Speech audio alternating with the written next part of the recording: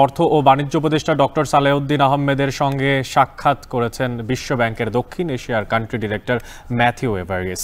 এ বিষয়ে বিস্তারিত জানাতে যুক্ত হচ্ছেন সহকর্মী মুন্নাফ রশিদ। মুন্নাফ, এই যে গুরুত্বপূর্ণ একটা সাক্ষাৎ, এই সাক্ষাতে আসলে কি কি বিষয়ে এখন পর্যন্ত আলাপ হয়েছে আর বিস্তারিত কি তথ্য পেয়েছেন আপনি? মূলত সকাল 10টা থেকে এই বৈঠকটি হওয়ার কথা ছিল। 10টার কিছুক্ষণ আগেই যে দক্ষিণ এশিয়ার কান্ট্রি ডিরেক্টর ম্যাথিউ এভারিস বিশ্ব ব্যাংকের তিনি চলে এসেছিলেন এবং বৈঠকটি প্রায় 1 ঘন্টারও বেশি সময় 1 ঘন্টার মতো চলেছে।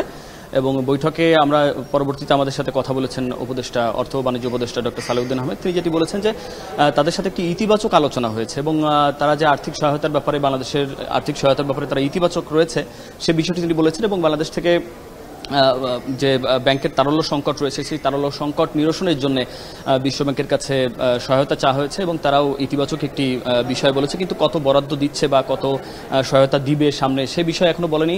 এর বাইরে ব্যাংক খাতের সংস্কারের জন্য এবং বাজেট সহায়তার জন্য যে সহায়তা কথা তারা জানিয়েছে সেটিও খুব দ্রুত এসে যাবে এবং বাজেট সহায়তা এ অর্থ বছরে একটি বাজেট সহায়তা আসবে এবং দ্বিতীয় অর্থ বছরে, সামনের পরবর্তী অর্থ বছরেও বাজেট সহায়তা দিবে বিশ্ব ব্যাংক, এমনটি জানিয়েছে উপদেষ্টা। এবং আপনাকে একটু জানিয়ে রাখতে চাই যে কি পরিমাণ সহায়তা এখন পর্যন্ত আসতে পারে সে বিষয়ে কিন্তু বলেনি। তবে গত রোববারে আমরা বাংলাদেশ ব্যাংকে যখন একটি প্রতিনিধি দল গিয়েছিল বিশ্ব ব্যাংকের, তখন কিন্তু আমরা জানতে পেরেছিলাম যে ব্যাংক খাতের সংস্কার এবং যে নীতিমালা ক্ষেত্রে বিভিন্ন ধরনের যে সংস্কারের ক্ষেত্রে, আর্থিক খাতের সংস্কারের ক্ষেত্রে কিন্তু তারা $1 বিলিয়ন একটি সহায়তার ঘোষণা দিয়েছিল বাংলাদেশ ব্যাংকে। আমরা সেটিও জানতে চেয়েছিলাম যে আজ কোনো রকম সহায়তার পরিমাণ উল্লেখ করেছে কিনা, সে বিষয়ে কিন্তু এখন পর্যন্ত মুখ খোলেনি। আমাদের যে উপদেষ্টা আমাদেরকে সে বিষয়ে কোনো পরিষ্কার করেনি। তবে আর্থিক সহায়তা যে দিচ্ছে এবং আর্থিক সহায়তা দিবে ব্যাংক খাত, আর্থিক খাত এবং যে ব্যাংকের তারল্য সংকট মেটানোর জন্য বাজেটের যে সহায়তার জন্য তারা দিতে চেয়েছে ইতিবাচক রয়েছে সে বিষয়গুলো। শর্তের ব্যাপারে যেটি বলেছে যে শর্ত, যে আমরা দেখেছি যে 1 বিলিয়ন দেওয়ার ক্ষেত্রে যে 3টি শর্ত দেওয়া হয়েছিল সেই 3টি শর্ত ব্যাপারে আমরা জানতে চেয়েছিলাম যে নতুন করে কোনো শর্ত আসতে যাচ্ছে কিনা।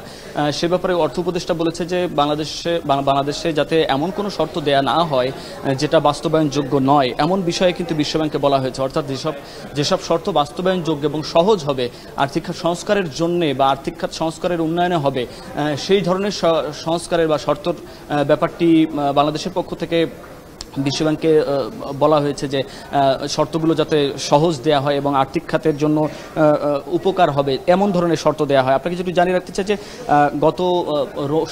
গত রোববারে যে বাংলাদেশ ব্যাংকে যে $1 বিলিয়ন যে সহায়তা দেওয়ার কথা হচ্ছে, সেখানে 250 মিলিয়ন হচ্ছে যে ইনভেস্ট লোন গ্যারান্টি ফ্যাসিলিটি এই হিসাবে দেওয়া হয়েছে এবং $750 মিলিয়ন দেওয়া হয়েছে পলিসি বেসড লোন হিসেবে দেওয়ার কথা বলা হয়েছে। অর্থাৎ পুরোটাই কিন্তু সংস্কারের জন্য বলা ছিল।